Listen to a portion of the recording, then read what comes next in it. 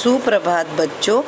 आज हम हमारी हिंदी पाठ्य पुस्तक के पाठ 12 मेरी शिक्षा पढ़ने जा रहे हैं। बच्चों, इस कहानी के माध्यम से हमें ये बताया गया है कि जीवन में शिक्षा का बहुत महत्व है। शिक्षा के बिना जीवन अधूरा है। इसी प्रकार शिक्षक भी हमारे जीवन में अहम भूमिका निभाते हैं। दोनों एक दूसरे के बिना अधूरे हैं। कई बार शिक्षक और विद्यार्थियों के बीच अपनेपन का एक संबंध स्थापित हो जाता है। हमारे भारत के प्रथम राष्ट्रपति डॉक्टर राजेंद्र प्रसाद ने अपने इस संस्मरण में अपने एक अनुभव व याद का उल्लेख किया है। आइए अध्याय की ओर बढ़ते हैं। 5वें या 6ठे बरस में मेरा अक्षर ज्ञान कराया गया। यहाँ बरस शब्द का अर्थ है वर्ष। हमें अक्षर ज्ञान कराने के लिए मौलवी साहब आए। मिठाइयाँ बांटी गई और हम सब उनको सुपुर्द कर दिए गए। यहाँ सुपुर्द शब्द का अर्थ है सौंपना। एक मैं, दूसरे मेरे चचेरे भाई यमुना प्रसाद जी और तीसरे मेरे बलदेव चाचा।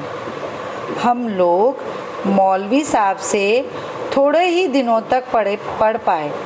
उनके जाने के बाद दूसरे मौलवी बुलाए गए। वे बहुत गंभीर थे और पढ़ाते भी अच्छा थे।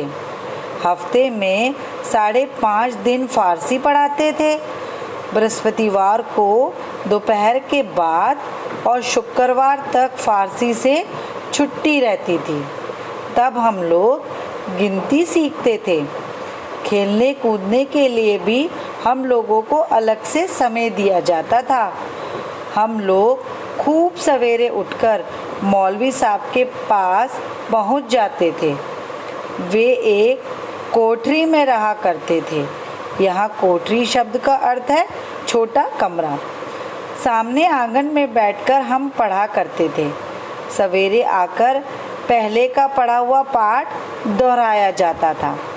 जो जितनी जल्दी याद कर लेता उसको उतनी ही जल्दी नया सबक पढ़ा दिया जाता।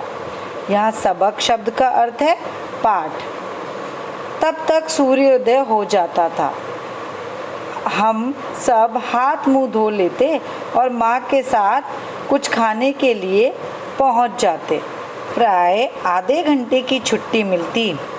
नाश्ता करके लौटने पर सबक याद करना पड़ता और सबक याद करके सुना देने के बाद मौलवी साहब आदेश देते, किताब बंद करो। किताब बंद करके तख्ती निकालनी होती थी। जब तख्ती भर जाती तो उसे धोना पड़ता था। इस क्रिया में भी कुछ समय खेलने को मिलता था। दोपहर को नहाने और खाने के लिए 1 या 1.5 घंटे की छुट्टी मिलती और खाकर फिर वहीं पर सोना पड़ता था।